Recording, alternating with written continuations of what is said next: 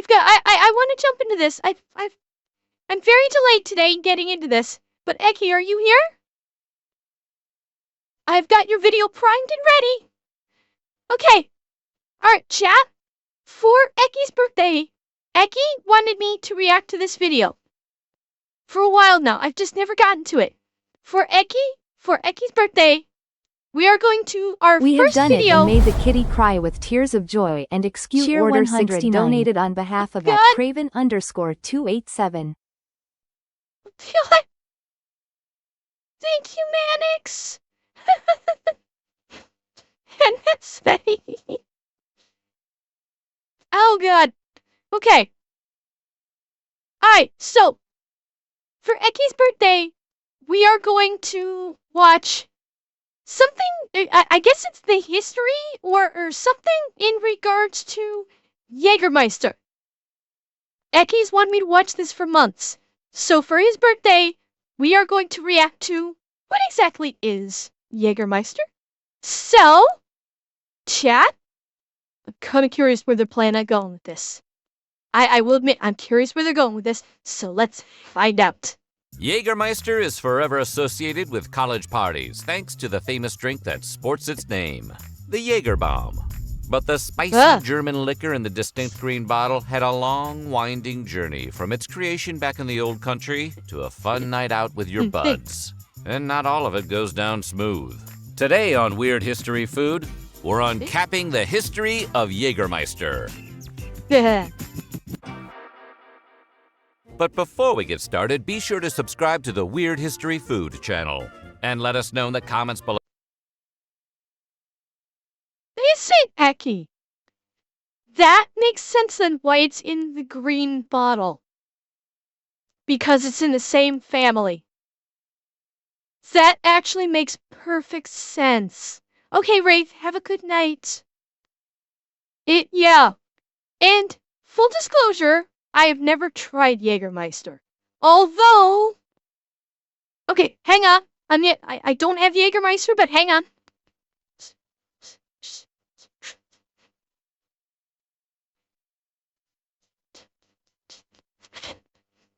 Okay, Eki, in honor of you and of the Jagermeister on screen, it's not Jagermeister, but Eki, I'm going to have a drink of Screech.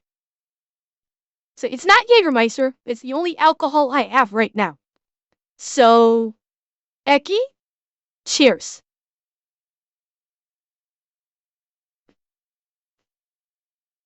Yummy. Okay. Hello, what other brewful histories you would like to hear about? Okay, time to call the bomb squad. The year was 1878. The place? The extremely German city of Wolfenbuttel. Back then, Wolfenbuttel was home to a bustling mining industry. The local miners would use a process called fire setting to warm stone, usually rock salt or potash, until it cracked. Interesting. Then they would use vinegar to cool the stone back down before extracting it. Naturally, these miners had a need for vinegar that outpaced their local small-town supply, and it was only a matter of time before someone stepped up to meet their vinegar demand. Enter Wilhelm Mast. Mast had moved from Wolfenbuttel. Okay, all of these German names are killing me, but I love them. Something about the name Wilhelm. Something about this name. Just saying the name Wilhelm. You either think an aristocrat or a Bondvillain. Take your pick. Just wanna chat right now. Say the name Wilhelm. Does that not sound like it should either be an aristocrat or a Bondvillain? One or the other. It seems like the only appropriate title for someone with the name of Wilhelm. Early in the 1870s. After some time spent surveying the local economic landscape, he decided he was just the man the miners needed, and he opened. Wilhelm was never the same since the Scream Cheer 100. The screen? What are you talking about, this screen? I am confused. I don't get the reference, I'm afraid. Star Wars. Oh, it's the Wilhelm screen. Oh. Okay. I didn't put two and two together. Sorry. No, I know what the Wilhelm scream is. I wasn't putting two and two together on that one because I was thinking of it from the German pronunciation Wilhelm, not Wilhelm scream. So it didn't click. I am very familiar with the Wilhelm scream. I am. Opened up his very own vinegar production plant. With a built-in buyer already nearby, the business was an instant success. As the company grew, Wilhelm's product line grew with it. Since the creation process for vinegar and wine are closely linked, vinegar literally means sour wine in Middle English, Wilhelm soon started fermenting wines in his production plant as well. We assume productivity took a hit as morale went sky high. However, as the decades went on, business began to drag. Yeah, it's kinda hard to have a hard-working team when they're drunk off their fucking ass half the time. Oh yes, Racel, that scream effect is very old. And by the early 1900s, the company had racked up a considerable amount of debt. When Wilhelm died in 1918, his son, Kurt, took over the family business. Kurt knew things had to change if he wanted to stay afloat, and so he immediately halted all of the plant's vinegar production and decided to focus solely on winemaking. What's more, he began to experiment with creating his own liqueur, just to give his company that little extra something to keep customers coming back. He spent over a decade experimenting on this liqueur, sometimes finding his creations too sweet, sometimes finding them too citrusy. After presumably inventing and reinventing Mountain Dew a few dozen times, Kurt Mast ultimately settled on a recipe that used a whopping 56 natural herbs and spices, which included everything. Wait, how many? Did that say 56? Why? The Colonel's got nothing on Kurt. Holy yeah, exactly, Bad Wolf. I'm gonna need some rent for that brain cell you just borrowed. You too, Midgard. I'm giving out wings. And spices, which included everything from ginger and cardamom to star anise and licorice root. He called his new creation Jagermeister, which translated from German means hunt master. And his recipe... God, I never equated that before. Like, I knew that Meister was... I always think of... Oh, excuse me. I always knew that Meister was like an authority, like a Mr. or an authority title. And I knew Jaeger was a hunter. It never dawned on me to putting the two of them together. Jagermeister would have been Hunt Master. Or Master Hunter, as the case might be. I just realized that. What pickle when half my chat rents them? Yes. Or Master of the Hunt. Yes, correct, Midgard. That's another way to translate. Yeah. I feel foolish now that I never put two and two together like that. Versende hi. Eki, my German is basically non-existent. I kind of like knew those two words. I know like next to zero German. Versende Jager. Something hunter. Becky, help! I don't speak German. I'm sorry. Is it? Okay, I did not know that was the Attack on Titan slogan. Wir sind die Jäger. What's it translate to? Like, what does that literally translate to? Something hunter, obviously. We are the hunters. Ow! Oh, Jager. Am I pronouncing it right? Jager? Jager. Is that a reasonably accurate pronunciation? Because I know, like, contextually, German is hard to pronounce based on the verbiage. Ah, so it's with a Z. So wir sind die Jäger. Wir sind die Jäger. Okay. Okay. Well, yeah, I mean, God's sake, the English language is derivative of German. Recipe has not changed to this day. While his company has since confirmed some of the ingredients, the majority of them still remain a secret. The drink's label likewise features the St. Hubertus stag, or a St. Hubertus if you like, a mythical creature adorned with a radiant cross nestled between its antlers. And despite the popular myth, the recipe does not contain today any amount of deer blood, unless you add your own.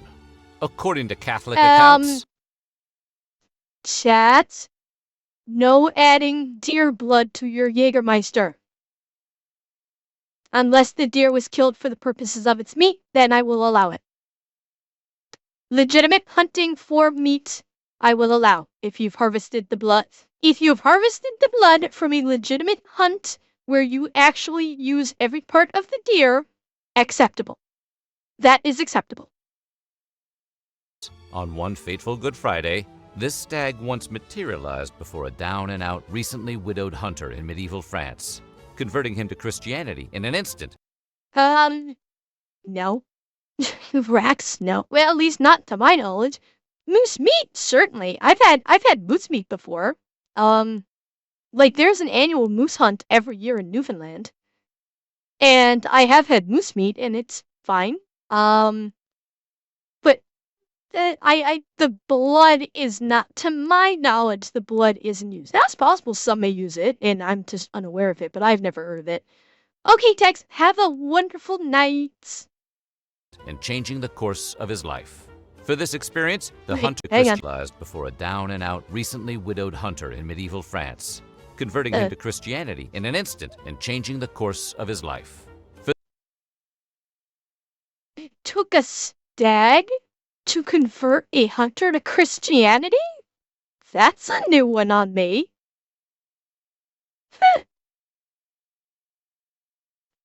I've thought of many things of God and angels coming down that have caused people to become one with God or to believe in God. This is the first time I'm hearing about a stag with a glowing cross between its antlers converted someone to Christianity. That's a new one for me. And no, Bigglesworth, I don't think I've never seen an occasion where they've done blood sausage in Newfoundland. That's not something I've ever seen in that province.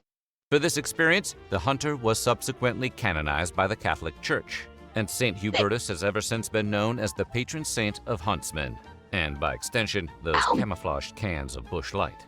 For a drink whose name means Huntmaster, Hubertus' stag is just about as good a mascot as one could come up with.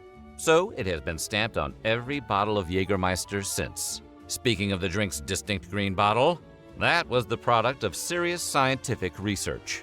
Mast smashed hundreds of bottles. Dracel, if you're gonna say Newfie, you've gotta get the spelling right. Okay? Someone in chat, I know you can, please provide Dracel with the appropriate spelling of Newfie. Please. Onto his oak floor and picked up the only one that didn't break upon impact. Hey, what did you expect him to do? Math?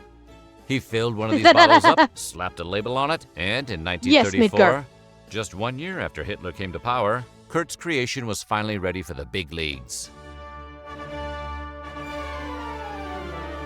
Oh boy. That same year, Absolute Germany's joke. Thank then you for the second follow. most powerful man, Hermann Göring, had assumed the role of Reichsjägermeister, or Imperial Huntmaster. He was apparently a real staghead. This made Göring the head of Germany's biggest hunting society, and anyone who wanted a hunting license had to go through his organization. So as Kurt Mast's Jagermeister gained popularity, it naturally got its very own Hermann Goering-related nickname, Goering-Schnaps, which was unflattering to say the least. Schnapps is the worst thing you can call a drink. Schnaps, schnaps, schnaps, schnaps, schnaps. Whether or not this was intentional on Kurt Mast's part remains unclear. He distanced. And Highball, you are correct. Newfie is indeed the proper spelling for Niffy. You are correct. Himself from the Nazis after the war, but then again, so did a lot of Nazis.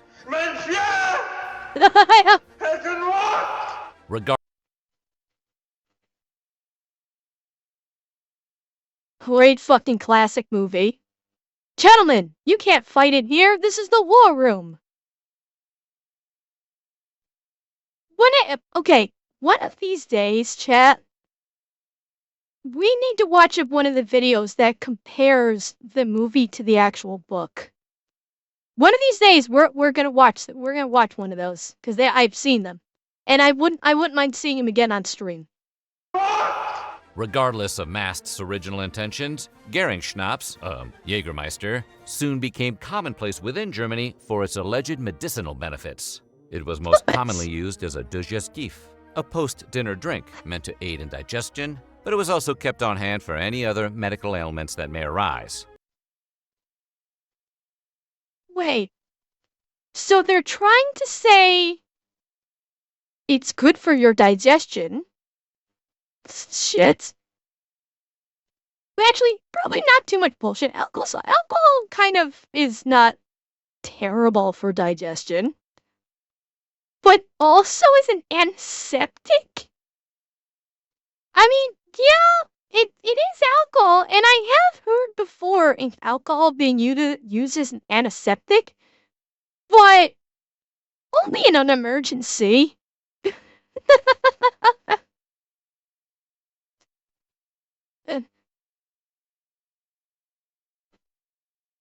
Got a stomachache? Drink some Jagermeister. Caught a cold? Drink some Jagermeister. Hungover? Drink some Jagermeister. I'm not hearing any falsehoods right now. Realistically speaking, everything that was just said there, not wrong. On hand for any other medical ailments that may arise. Got a stomachache? Drink some Jagermeister. Yeah. Caught a cold? Drink some Jager. Oh yeah, you got a cold? Some Jager will clear those sinuses right the fuck up. Hit. Jagermeister. Hungover? Drink some Jagermeister. And then yes, of course. It's good for whatever ails you.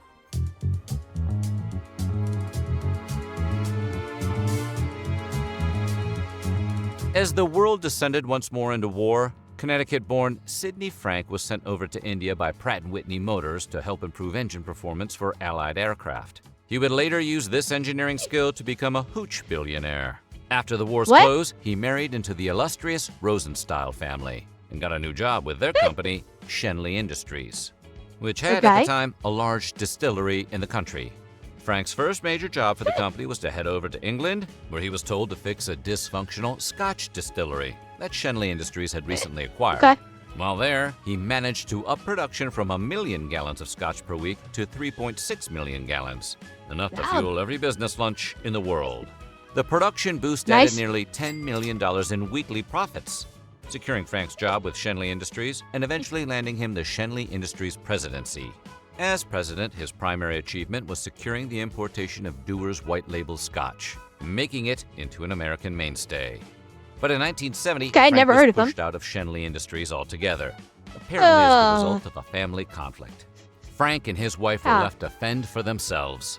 So just 3 years later, he decided to start his own competing liquor company, the Sidney Frank Importing Company. Clearly, he wanted Schenley Industries to know exactly who was cutting into their customer base. Around 1974, Sidney was drinking at a New York bar when he stumbled upon a certain obscure German liqueur with a stag on the bottle. Its taste reminded him of root beer, black licorice, and Vicks Formula 44. Root beer, black licorice, and Vicks. Interesting flavor palette. That. Yeah. Yeah, yeah, I have a question for you. You know how we have rums and whiskeys and vodkas? Where would Jagermeister fit in that sort of genre? Is it that, or is it just like a liqueur and doesn't really fit into a particular, like, what's the word I'm looking for? Yeah, it doesn't fit into a particular type of liquor or alcohol? Is it kind of like it's just a liqueur and it's its like own thing, essentially? It doesn't like, okay. Yeah. I'm I'm intrigued now, honestly. I'm I'm I'm actually a little intrigued about how it actually might taste. In other words, it tasted like spicy cough syrup, and it was a flavor Frank absolutely had to have. At the time, Jagermeister was already on the move in Europe. Just 2 years earlier, it had gotten a sponsorship deal with the German football team Eintracht Braunschweig.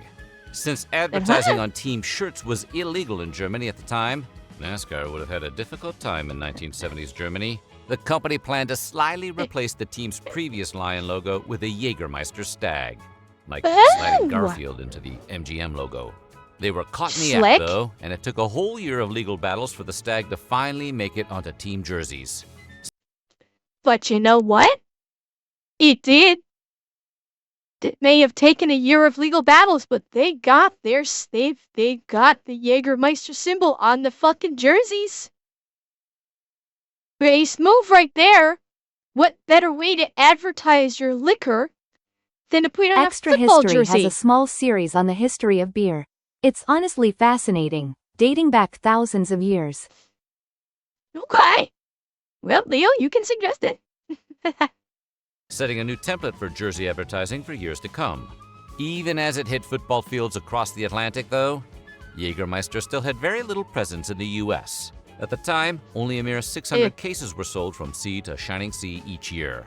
And so, spotting an opportunity in that New York bar, Frank booked a trip to Germany and met with the Jaeger chief executive, Walter Zandvoss. At first, he only managed to obtain the rights to sell Jagermeister along the East Coast, from Maryland to Florida, otherwise known as the summer vacation route. But when other suppliers struggled to do their part, he stepped in and slowly took over distribution rights for the entire country. Oh, nice. Yeah, he's right there. In That's pretty fucking base. He said, you know what? You're doing it too fucking slow. Move over. I'll do it my goddamn self. That's how you do it. Cheer 1000 just stopped in to do this. Have a good stream, Ember. Thank you, Lumia. Thank you. Have a wonderful night yourself. 1985, the Baton Rouge Advocate published an article detailing Jagermeister's growing popularity among Louisiana college kids. To some, it had become a sort of goof beverage that you drink ironically, like the Malort liqueur of the Bayou State.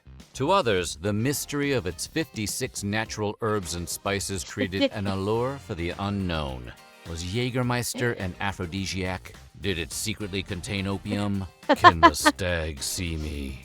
When I think of what Jagermeister tastes like, to me it tastes like money because I'm making money on it.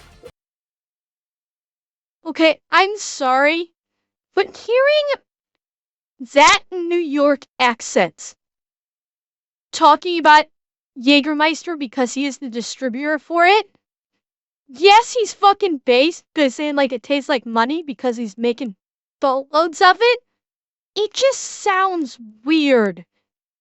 Hearing a New Yorker, like, touting Jagermeister like that, being, like, the major distributor, it just, yeah, exactly, Dre, so it doesn't, especially now it's just coming to the United States, it sounds wrong hearing it discussed in a New York accent.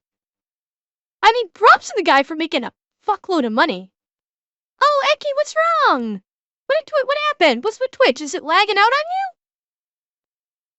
Oh, Twitch, stop it! It's Eki's birthday. Leave him alone. Eki gets a good connection tonight, Twitch. You hear me? I'm putting my foot down. There, I put my foot down. Be good to Eki. This article reached Sidney Frank's desk, and he saw an opportunity. So he headed down south to leverage the drink's existing success there. He apparently printed out thousands of photocopies of the Baton Rouge Advocate article and distributed them to bars all over New Orleans. He also hired the first ever Jagerettes, Good night, a Joseki. group of young women, scantily dressed in Jagermeister attire, who would hit the Louisiana college bars to flirt with the male students there and to persuade them to drink more Jagermeister. Inte. Bars Hang on a all over second. New Orleans. He also hired the first. So, chat, these are the Jagerettes. And how fascinating is it that this is considered scantily dressed? Like, nowadays? If you think about it, nowadays, this is like normal. Yeah, like for Gen Z, it's overdressed. For millennials, it's like normal. Back then, it was like how things have changed. Yeah, like Hooters girls were less than this. So it's just like interesting how style has changed. Like I know we're on talking about Jagermeister, now we switched to style, but it's interesting how style has changed from back then to now. It's kind of fascinating. Ever Jagerettes, a group of young women, scantily dressed in Jagermeister attire, who would hit the Louisiana college bars to flirt with the male students there and to persuade them to drink more Jagermeister. This is how 90% of products are sold today. It wasn't long before. Okay, now that seems more today. This 100% seems more today, with the booty shorts and the very cropped tops sliced open between the bosom. Yeah, this definitely seems it. But you know what this also reminds me of, chat? Okay, some of you may not be familiar with this, but I've heard about this from people that have spent time in Korea with the military. Because apparently, this reminds me of the drinky girls in the clubs outside of the bases in South Korea. Like a lot of these small, like, nightclubs, basically, that the soldiers would frequent would have these, like, really hot girls dressed really sexy-like, and their whole thing is they would sit down with you and they would say, buy me a drink or buy me a drinky, and you would basically spend, I don't know, I think I was told it was like $10, maybe $20. You would get a beer or some kind of drink, and they would get essentially a shot glass of like some kind of a juice, like a fruit juice or something. Not escorts, right? Yet, not escorts. And what they would do is they would sit with you for like hostesses. Iron. That's a better representation. They would sit with you for like 5, maybe 10 minutes, like sipping on their little juice. And basically, their whole purpose was you would be enjoying the company of a woman, of a beautiful woman, for 5 or 10 minutes for like $20. They were basically companions. They were hostesses. The guys I talked to always called them drinky girls, is how they always referred to them. But yeah, they're basically hostesses. That's what these Jagerettes sound like to me. They sound like basically like drinky girls. They're gonna flirt with you, and they're gonna get you to spend money for the drinks, but nothing's gonna come of it. Actually, nothing will come of it. But it's like you basically get that fantasy for 5 or 10 minutes with a beautiful woman sharing a drink together. And honestly, it's kind of hard. It's harmless, honestly. No. I don't think it's cabaret riven. It's when someone said like hostesses, that sounds more fitting for what they need to do, for what they are. It wasn't long before Jagermeister exploded out of its Louisiana fan Green base Matter, and into college town. Yeah, Green Matter. I heard stories about what was it? The guys would like, if they talk to the Ajumas, the girls might be more inclined to do something more for a bit more money. Basically, Dark Wolf, yeah, some of them, from what I hear, did work as basically prostitutes. You would talk to the Ajuma, which was basically their pimp, and the Ajuma could set you up. And from the stories that I've heard from these guys, okay, Gray Matter, you might be more knowledgeable in a tertiary way. Not that you experience this, but if you were there, then you probably would have better understanding. Is that more than a few of the guys that hooked up with the drinky girls had to get rodded? That was the expression I always heard. Is that some of them, maybe more than a few of them, had to get rodded? Which, does that sound pleasant? Rotted off the range. Is that what I think it is? I've heard it explained in vague terms. Is it what I think it is? I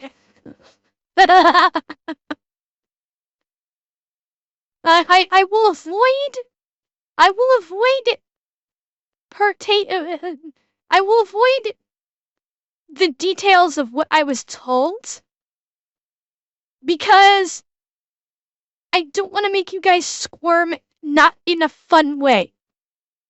I've heard it's not fun, though. I guess there are clearly people in my chat that are familiar, not as a personal experience, but are familiar as a general knowledge of what is needed. Okay, Kaibo, have a good night. So I'm sure it can be explained. It wasn't long before Jagermeister exploded out of its Louisiana fan base and into college towns all across America. By the 1990s, Jagermeister was just about everywhere. But since the ideal temperature for Jagermeister is negative 18 degrees Celsius, it was often hidden out of sight in some far-off freezer. To fix this injustice, Jagermeister developed its very own tap machines, which allowed Jagermeister a front and center spot along bars across America, and helped to grow the brand even bigger than ever before. And while Frank moved on to develop Grey Goose vodka, his European import continued its meteoric rise into the new millennium. Wait, this guy was also responsible for Grey Goose? Damn! No wonder he was fucking rolling it. He's working up some of the most popular alcohols in the United States. By the mid-2000s, the company had over 1,000 Jagerettes and Jager dudes under its employment. Under these circumstances, the arrival of the Jager bomb was inevitable. It's from this period that the first ever Jager bombs appeared, but it remains unclear who, or dare we say what, first created them.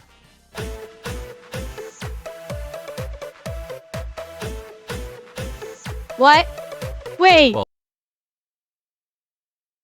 Post Malone? How the hell is Post Malone affiliated with Jagermeister? How?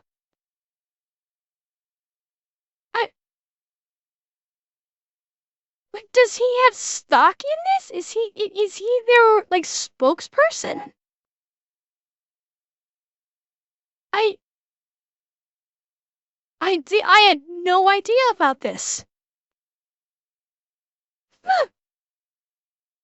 Bigglesworth, I'm not being hard on Post Malone or anything. I'm just I had no idea that he had any kind of affiliation with Jagermeister. This is totally new to me. While Jagermeister has never officially endorsed or embraced the Jager bomb, its rise and fall in popularity has had a huge impact on the company's overall success. But as other drinks like Fireball and flavored vodkas have risen up in recent years to take over a large chunk of Jagermeister's college party market share, the company has had to pivot, just like when you need to switch to water after too many Jager bombs. In 2015, Jagermeister bought up the Sidney Frank Importing Company, allowing it to take full control over its own U.S. distribution. They've Nice. since used that acquisition as a springboard for their pivot, turning away from their youthful party past in an attempt to reach an older, more upscale audience. It was around this time that the Milwaukee Bucks introduced their newest logo, which bore some resemblance to Jagermeister's presumably hammered stag. Jagermeister immediately filed a formal notice of opposition to the new Bucks logo. Good. But apparently, the two just had to get to know each other. Just days later, a spokesman for What? Jagermeister said they were now working with the team. And Wait. Let me read that. There'll be no antler-crashing legal duel between the Milwaukee Bucks, your logo, and the label stag of Jagermeister. News that the German liqueur maker Mass Jagermeister late last week had filed a formal opposition to the NBA team petition to register its their logo. Jagermeister filings brought up a fear of confusion, bad faith, and other aggressive language, but they called it off. and shortly thereafter launched the Be the Meister campaign, which brought the new super premium Jagermeister Manifest onto the market. Manifest contains more ingredients than traditional Jagermeister and is slightly more potent for refined drinkers who like to get tipsy while listening to opera. They've also since developed Jagermeister Cold Brew Coffee, which boasts the caffeine of a Jager bomb, but in a classier all-in-one bottle. Whoa, are you kidding me? And, Chucky, thank you for the follow. Wait. A cold brew liqueur coffee. If I actually liked cold brew coffee, I might actually give this a try, but I'm sorry, I like my coffee hot. I don't like my coffee cold. I make like one exception for a mocha frappuccino, but otherwise I like my coffee hot. And the Jagermeister Scharf, which is just like the regular Jagermeister, Scharf? but with a spicy hot ginger taste. Regardless of which Jagermeister product you choose, to this day, each bottle's label sports the same words that Jagermeister sported for just shy of a century. An excerpt from a poem by German ornithologist and writer Oskar von Riesenthal. It is the hunter's honor that he protects and preserves his game. Hunt sportsmanlike, honors the creator in his creatures. Nice. I like that. So what do you think? Do you like Jaeger? Let us know in the comments below. And while you're at it, check out some of these other videos from our Weird History Food.